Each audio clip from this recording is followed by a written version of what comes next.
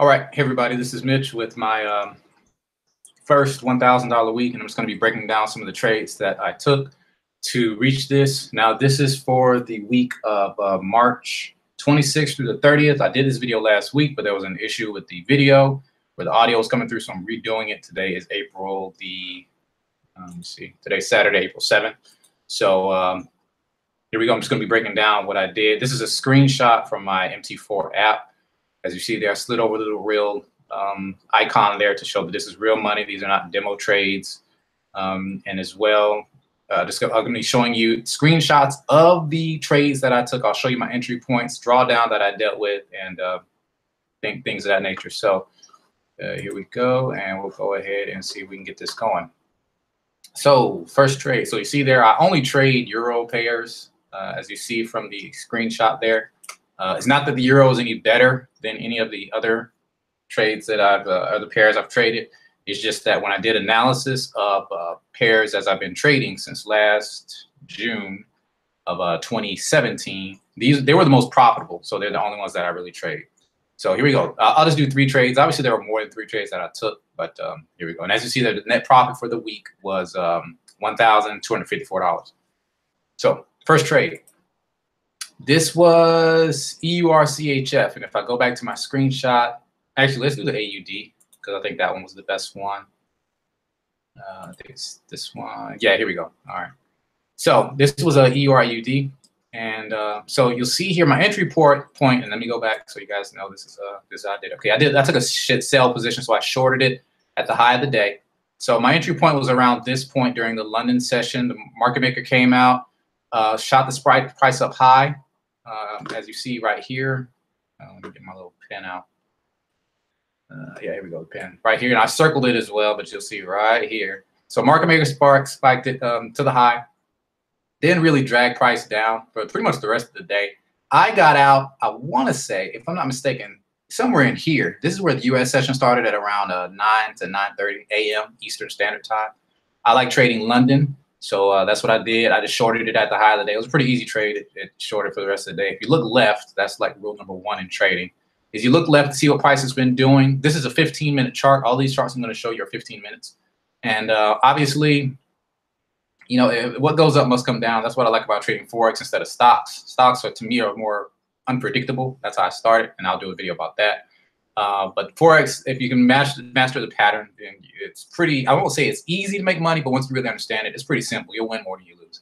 But price have been rising. This was the day prior and rising up to a point where, you know, it pretty much gave you a series of dojis here in after the London session. This was around 3 to 4 a.m. and then tanked for the rest of the day. So anybody who took a short position here, you know, did pretty well. So that was EA. That was my biggest trade of the week. I'll go back. So one of the trades netted me $400,000. I wish 400,000. $407.39. So that was one day's worth of work. That's not bad. So let's see here. Next trade. Let's see. We got EURCHF. That was my next biggest trade. That was a standard lot. This was a standard lot, and then 0.05 lots as well. So CHF. Let me find that one. Yeah, here we go. So basically the same principle. Now I don't have as much. But if the price to the left of the screen here. This is a 15-minute chart, of course, coming out of the Asian session. Price had been rising, so I was anticipating taking a short position.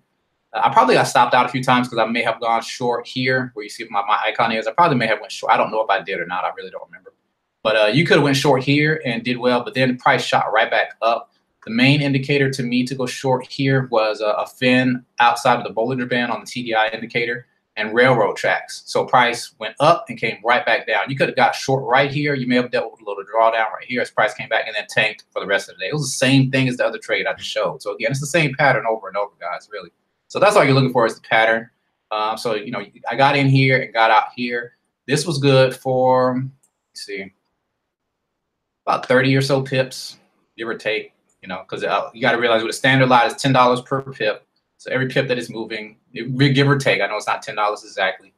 You know, I'm not going to pretend to be the Forex guru here. I'm not that. But you know, I have an approximate value on pips as the currency moves, and so I know what I'm doing. But yeah, so that was that. So that was about 32 pips, not a ton, but at the same time, a decent trade on that one. So that one was about $327 worth of profit.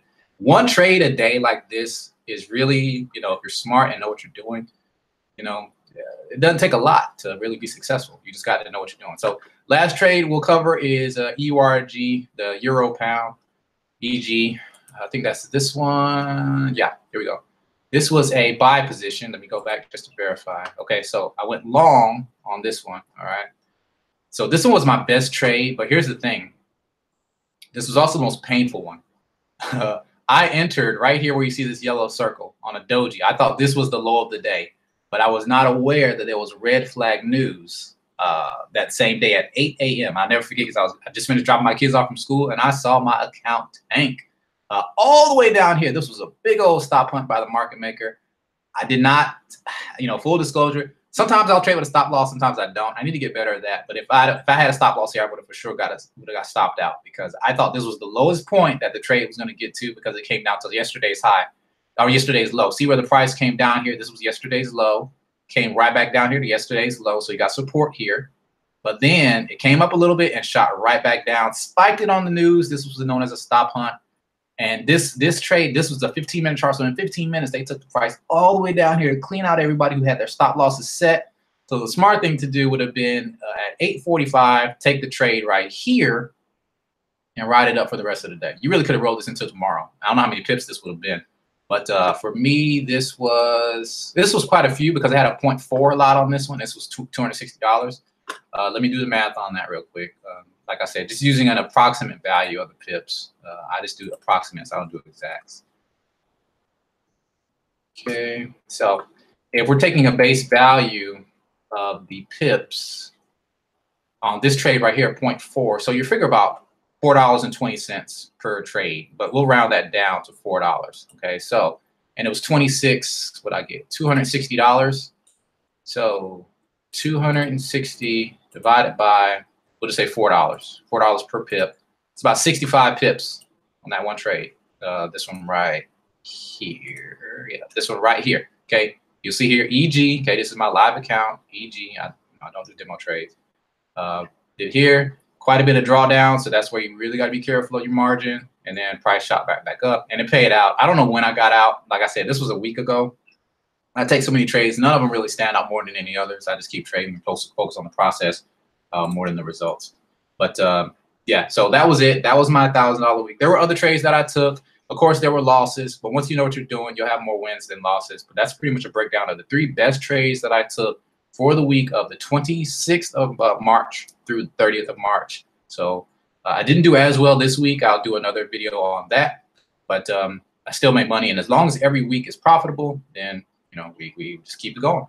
But thanks so much for watching. Be sure to follow me on Instagram at EEMITCHELL07, where I show more trades, post more results, and just cover the good, bad, and ugly of Forex trading. Thanks so much for watching, and have a good one.